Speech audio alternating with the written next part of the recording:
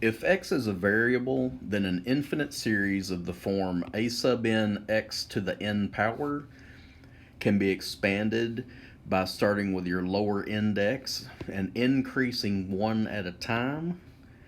With infinity, there is no end. You eventually hit your end term, but then it actually keeps going after that. This is called a power series centered at 0. Your x term, if you set it equal to 0, you get 0. The other form that it can come in is a sub n x minus some value. This could also show up as x plus c, but you have the same expansion, but there's an extra term in parentheses with the x. If you set x minus c equal to 0 and solve, you get x equals c. That's the center of this power series. Again, starting with your lower index, you increase by one at a time, and you just keep adding. For a power series centered at c, or even 0, c can be 0, exactly one of the following is true. The series converges at c only. The series converges for all values of x, or there exists a specific value of r such that the series absolutely converges for x minus c in absolute value less than r. Remember that absolute value measures distance, so the x minus c, its distance will be less than some fixed value of r. R is called the radius of convergence. The set of all x for which the series converges is called the interval of convergence. And we're going to look at how to find both radius of convergence and interval of convergence in the next several examples. The sum from 0 to infinity of n factorial times x to the n. Since x has no number added or subtracted to it, this power series is centered at 0. For all of these, we're going to conduct a ratio test to determine convergence. We're going to take everything you see after the sigma. This is called your u sub n. For the ratio test, we're going to take the ratio of u of n plus 1 over u of n. Well, if we replace n with n plus 1, our numerator becomes n plus 1 factorial times x to the n plus 1. The denominator, or what you're dividing by, will be the original set of terms after your summation, sigma. By definition, n plus 1 factorial can be written as n plus 1 times n factorial. X to the n plus 1 you can write as x to the n times x to the 1. The denominator will stay the same. Cancel your n factorial and your x to the n. What remains is n plus 1 and x. For these ratio tests, what we're going to do pretty much in every problem is we're going to take our x term, bring it out, leave the n terms behind the limit because we need to see what happens as n gets really large. Well, this term, if n gets really large, is really large plus 1. So this limit actually goes to infinity. In order for the ratio test to show convergence, it has to be less than 1. Well, the absolute value of x times infinity, is it ever less than 1? Only in one case.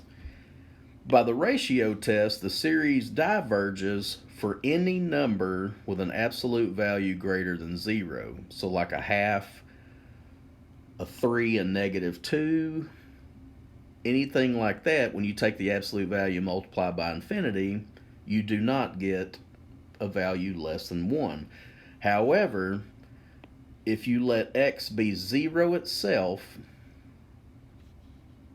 then you do get a value less than 1. So this power series converges only at its center. The radius of convergence is 0, and the series only converges when the absolute value of x is 0, which means x is 0. The sum from 0 to infinity of negative 3 to the n times x to the n all over square root of n plus 1. The x term does not have any number added or subtracted in parentheses, so this one's also a power series centered at 0. We're going to take the n plus 1 term, which will be negative 3 to the n plus 1, x to the n plus 1, square root of n plus 1, which will end up being square root of n plus 2, divided by the original can also be done as multiplying by the reciprocal. Remember that dividing by a half is the same as multiplying by 2. It will save you paper if you write the n plus 1 term and then reciprocate the original. And that's all I've done here was flipped it over. Negative 3 to the n plus 1, that's negative 3 to the n times negative 3. The negative 3 to the n's will cancel, leaving only a negative 3. X to the n plus 1 is x to the n times x to the 1. That x to the n and that x to the n will cancel, leaving a single x in the numerator. Our n terms, because they're under radicals, we got to be careful. That's square root of n plus 1. I left it intact. And then here's square root of n plus 2. I just combined like terms. Separate your x terms from your n terms. Absolute value of negative 3x. That comes out because our limit only involves the n terms. So we factor out the absolute value of 3x. Goes from negative to positive. Combining our radicands, that makes the fraction n plus 1 over n plus 2. When you dial up the heat and make n really large, this limit under here approaches 1. Square root of 1 is 1. Absolute value of 3x times 1 will converge by ratio test if it's less than 1. So we take the absolute value of 3x less than 1. This is going to result in a compound inequality. If the distance from 0 is less than 1, that means 3x has to be less than 1 unit away from 0 on a number line. It's actually just easier to take this distance number, make it negative, write it positive, and put your absolute value term in the middle. Divide all the way through by 3, and x has to be between negative 1/3 and positive 1/3.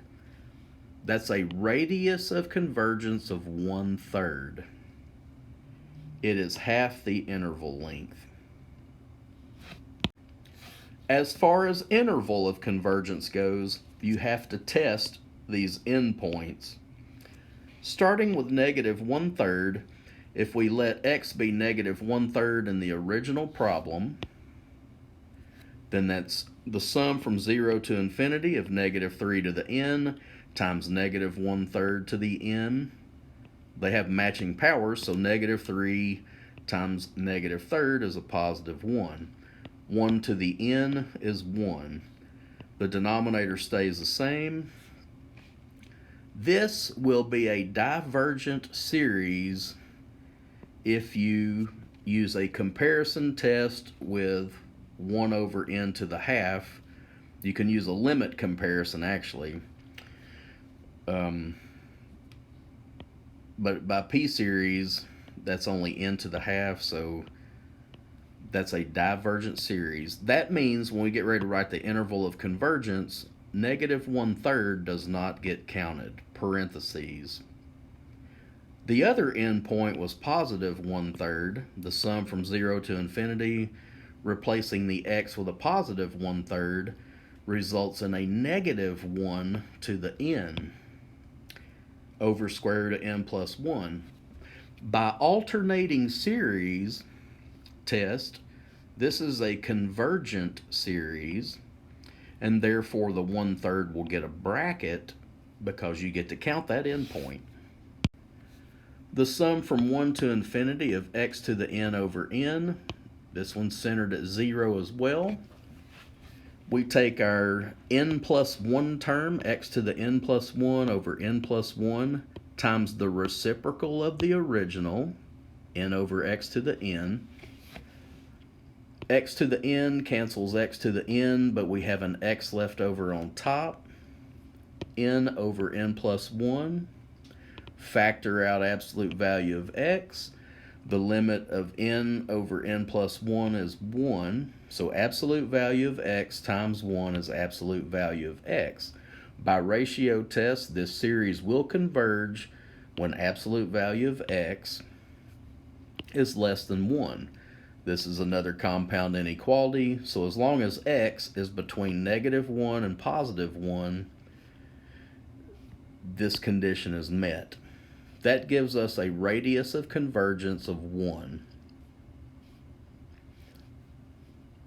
Testing the endpoint -1 subbed into the original problem for x, that's -1 to the n over n, that's a convergent alternating harmonic series. When x is +1, we just get 1 over n, which is a divergent harmonic series. -1 led to convergence, so we put a bracket at -1. +1 led to a divergent series, so parentheses at +1. The sum from 0 to infinity of n times x plus 2 to the n power over 3 to the n plus 1 power. X plus 2 is 0 when x is -2. So this power series is centered at -2.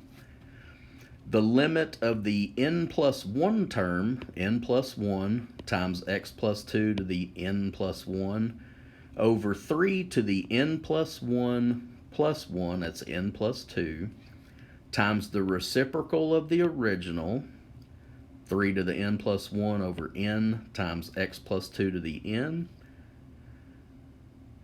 X plus 2 to the n times x plus 2, that will lead to a cancellation with all of them except one of the x plus 2's.